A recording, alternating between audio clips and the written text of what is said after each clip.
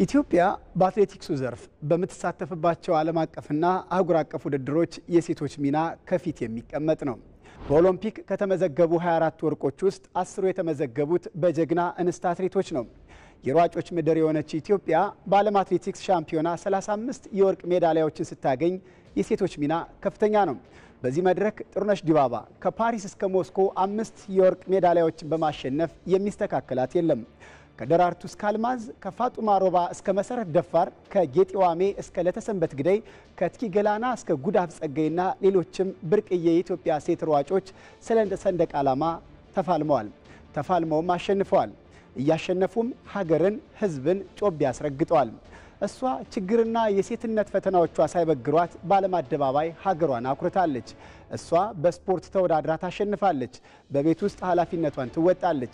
በሁለንተናዊ የሀገር ልማት ላይ ትሳተፋለች። ሀሩሩና ቁሩ ሳይበግራት በጠንካራ ልምምድ የሚመጣው ውጤት ትርጉሙ ብዙ ነው።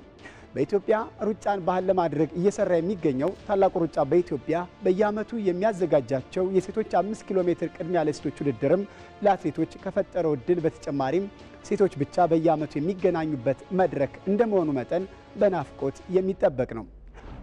ለመሆኑ በታላቁ ሩጫ በኢትዮጵያ አዘጋጅነት የሚከናወነው ቅድሚያ ለሴቶች ውድድር ምን መልክ አለው? ምንስ አበረከተም? አብራችሁን ቆዩ።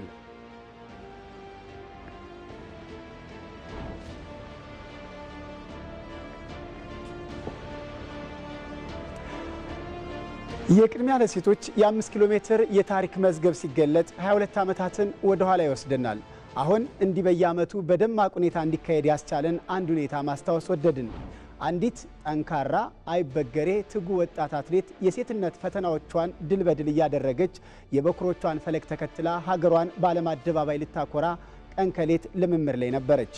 የሰፈሩን ሰው ሴት ወደ ማጀት የሚለውን ሽሙጥ ተቋቁማ አስደናቂ ብቃቷ ላይ የተገኘችው ወጣቱ አትሌት ወደ ግሪኳ አቴንስ ከተማ ለማቅናት ጠንክራ ሰርታ ሚኒማው ላይ ደረሰች። ሶስተኛም ሆነች። ግን በወቅቱ ተጠባባቂ ተደረገች። ያ ለሷ የሐዘን ጊዜ ነበር። አትችልም፣ ይህን የማድረግ አቅም የላትም በሚልም ብዙ ተባለች። ከዚያ የኦሎምፒክ ውድድር ያስቀሩኛል በሚልም ሰጋው ትላለች። በዚያ ስጋቱና ግሪክ ደርሳ 5000 ሜትር ላይ ተወዳደረች። አቴንስ ላይ ኢትዮጵያን በ5000 ሜትር የወከለችው ይህች አትሌት ውድድሩን በቀዳሚነት ፈጸመች። እሷ መሰረት ደፋር ነች። ያትችልምን የዕዳ ቃል በድል ነሳች። ያኔ አትችልምን በወርቅ ሜዳይ ድል የነሳችው አትሌት መሰረት ደፋር ላለፉት 22 ዓመታት የውድድሩ የክብር አምባሳደር በመሆንም እያገለገለች ትገኛለች። በወቅቱ የመሰረት ድል ብቻ አልነበረም ብዙዎችን ያኮራው። በአቴንስ ኦሎምፒክ ከተመዘገቡት 7 ሜዳሊያዎች 4ቱ በሴቶች የተመዘገቡ ነበሩ። ታዲያ ያንን ጊዜ ታላቁ ሩጫ በኢትዮጵያ ዝም ብሎ መተው አልፈለገም። ይልቁንም ለአንድ ጉዳይ መወጠኛ አደረገው። በወቅቱ የኢትዮጵያ ታላላቅ ሴት አትሌቶች ላስመዘገቡት ስኬት እውቅና ለመስጠትና የሴቶችን በኢትዮጵያ ኢኮኖሚያዊ፣ ፖለቲካዊና ማህበራዊ ሕይወት ውስጥ ያላቸውን ከፍተኛ ሚና ብሎም የሚታዩ ለውጦችን ለማሳየት የሴቶች ብቸኛ የሩጫ ውድድር ቅድሚያ ለሴቶች ውድድር በግንቦት 1995 ዓ.ም ተጀመረ። በኋላም በየዓመቱ የሚከበረውን ዓለም አቀፍ የሴቶች ቀንን እያስታከከ የሚካሄድና ሴቶች በኢትዮጵያ እድገት ውስጥ እያበረከቱት ያለውን ሁለንተናዊ አስተዋጽኦ ማሳያ በዓል ጭምርም ሆኗል። በወርሃ ግንቦት 1995 ዓ.ም የመጀመሪያው የቅድሚያ ለሴቶች የ5 ኪሎ ሜትር ውድድር ሲከናወን አሸናፊዋ አትሌት ቆንጂት ጥላሁን ነበረች። በወቅቱ ቆንጂት ርቀቱን ለማጠናቀቅ የወሰደባት ጊዜ 16 ደቂቃ ከ51 ሰከንድ ከ49 ነበር። ምህረት አናሞ ሁለተኛ፣ እንደዚሁም ደግሞ ኮረኒ ጀሊላ ሶስተኛ ደረጃን ይዘው አጠናቀዋል። ከዚያ በመለስ ባሉ ዓመታት ውድድሩና ፌስቲቫሉ በየዓመቱ ሲከናወን በዋናነት የሴቶችን ስኬት በጋራ የሚዘከርበት፣ ሴቶች ለሰሯቸው ስራዎች እውቅና የሚሰጥበትና ሴቶችን በስፖርት ጤናማ እንዲሆኑ የሚያበረታታ ዓላማ ያለው ውድድር ነው። የበርካታ አትሌቶችን ቀልብ እየሳበ የመጣው ይህ የቅድሚያ ለሴቶች የ5 ኪሎ ሜትር ውድድር ክብረ ወሰን የተያዘው በአትሌት መዲና ኢሳ ነው። አትሌት መዲና ኢሳ በ2015 የውድድሩን ክብረ ወሰን ስትይዝ ርቀቱን ያጠናቀቀችበት ሰዓት 15 ደቂቃ ከ11 ሰከንድ ከ06 ነበር። መዲና በወቅቱ ክብረ ወሰኑን ስትጨብጥ ጽጌ ገብረ ሰላማና መልክናት ውዱን በማስከተል ነው። የቅድሚያ ለሴቶች የ5 ኪሎ ሜትር የጎዳና ላይ ውድድር ስኬታማ አትሌቶች ማሸነፍን የተለማመዱበትና የብዙዎችን ትኩረት የሳቡበትም ነበር። እንደ አውሮፓውያኑ አቆጣጠር በ2012 በተደረገው ውድድር አትሌት ሰንበሬ ተፈሪ ያሸነፈችበት ጊዜ ነው። ውድድሩ ለሰንበሬ የመጀመሪያ ታላቅ ውድድር ድሏ ነበር። በወቅቱ እርቀቱን ለማጠናቀቅ 16 ደቂቃ ከ03 የሆነ ጊዜ የፈጀባት ሰዓት ሲሆን ቲኪ ገላናና ማክዳ ሃሮን ሁለተኛና ሶስተኛ ሆነው አጠናቀዋል። የኦሎምፒክ ባለድሏ ቲኪ ገላናም የመጀመሪያ ታላቅ ውድድሯን ያሸነፈችው በዚህ መድረክ ነው።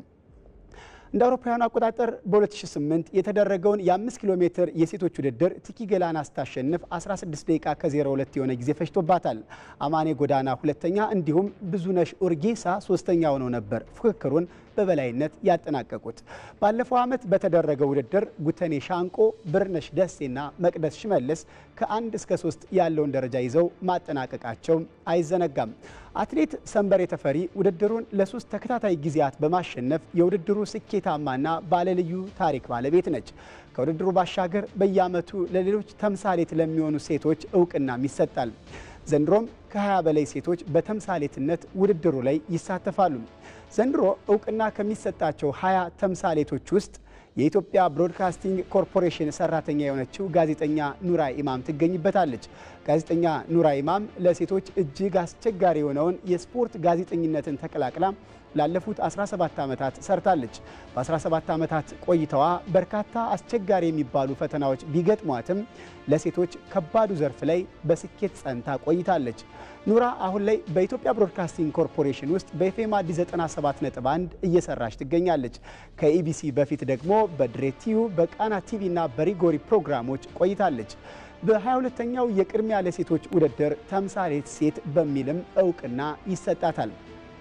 መጋቢት 7 ቀን 2017 ዓ.ም በሚደረገው የሳፋሪኮም ቅድሚያ ለሴቶች የ5 ኪሎ ሜትር ሩጫ 16000 ተሳታፊዎች ይካፈላሉ።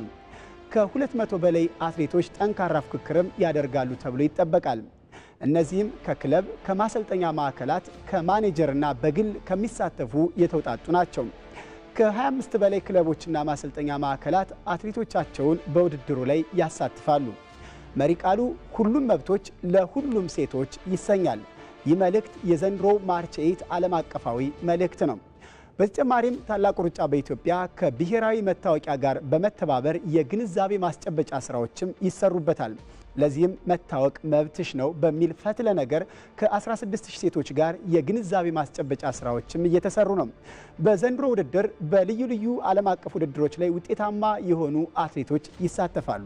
ከአዋቂ አትሌቶች ውድድሩ በተጨማሪ 50 የሚሆኑ ሴት የዊልቸር ተወዳዳሪዎች በአካል ጉዳተኞች ውድድር፣ ኢትዮጵያ ውስጥ ያሉ ሴት አምባሳደሮች የሚሳተፉበት የአምባሳደሮች ውድድር፣ ከ20 በላይ በልዩ ልዩ ዘርፍ ስኬታማና ተምሳሌት የሆኑ ሴቶች የሚወዳደሩበት የተምሳሌት ሴቶች ውድድር፣ የጤና ሯጮች ውድድር 16000 ተሳታፊዎች እየተወዳደሩ የሚዝናኑበት፣ እንደዚሁም የምርጥ ቲሸርት ዲዛይን ውድድር በሩጫው ቀን ከሚታዩ ቲሸርቶች ልዩ ዲዛይን ለሰሩ ተሳታፊዎች የሚሸለሙበት ውድድሮች፣ እንደዚሁም የ4 ሳምንታት የልምምድ ዝግጅት ላይ ተሳታፊ ሆነው በውድድሩ ቀን የተለየ የመሮጫ ቁጥር የተሰጣቸው ተሳታፊዎች የሚካፈሉበት የስንቅ ማልት 4 ሳምንታት ልምምድ አሸናፊዎች ውድድር፣ እንደዚሁም ከ35 ደቂቃ በታች ሩጫቸውን ለሚያጠናቅቁ ሁሉ የሩጫው አምባሳደር አትሌት መሰረት ደፋር የፈረመችበት ልዩ ሰርቲፊኬት የሚሸለሙበት ውድድሮች ናቸው።